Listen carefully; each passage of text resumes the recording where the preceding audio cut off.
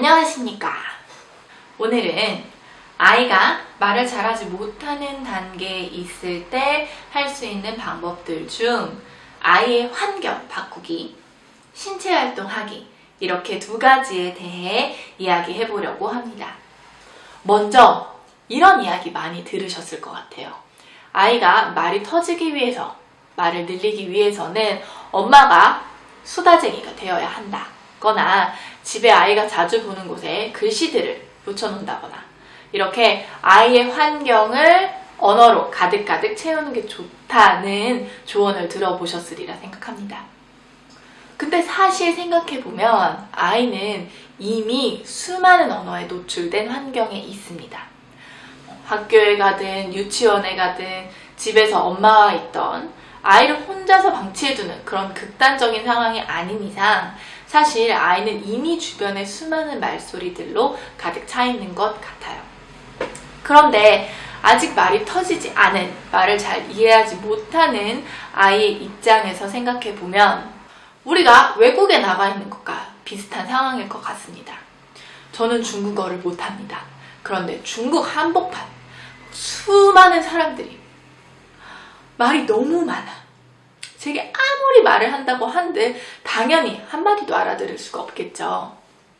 아이에게도 마찬가지로 우리 누구누구 목말라, 물 마시고 싶어, 자 여기 예쁜 컵에다가 줄게, 이렇게 길고 친절하게 말하는 것 대신에 물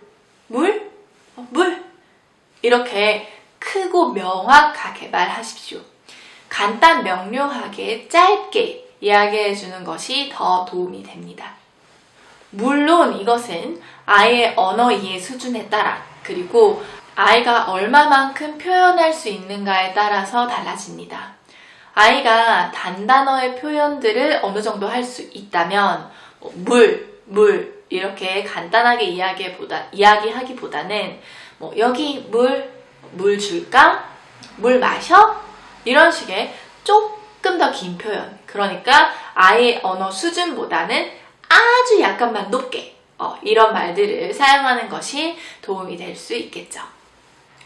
그래서 아이의 언어 수준에 맞게 환경을 조절해 줄 수 있습니다. 그러니까 아이가 말을 잘하지 못하는 단계에 있다면 아이의 환경을 언어로 채우되 한 가지 단어들, 단단어들로 간단 명료하게 채워주시는 것이 더 도움이 되겠죠.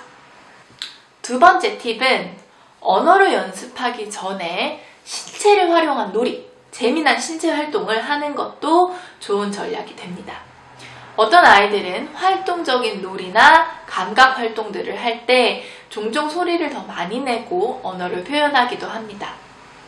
이런 경우에는 책상에 앉아서 그림 카드나 책을 보면서 언어를 가르치는 것보다는 예를 들어 좋아하는 비눗방울 놀이를 하면서 혹은 공놀이를 하면서 언어를 알려주는 거죠. 그렇긴 하지만 아이에 따라서 다를 수는 있습니다. 예를 들어서 말은 거의 하지 못하는데 노래는 좀 중얼거린다거나, 그래서 내 아이가 뭘 하고 있을 때, 어디에 갔을 때, 혹은 하루 중에 언제 소리를 더 많이 내는지를 확인해 보고 그 활동을 하면서 혹은 그 활동 후에 바로 이어서 언어를 촉구하고 가르친다면 훨씬 더 효과적일 수 있습니다. 오늘의 정보가 도움이 되셨기를 바라면서 그럼 안녕!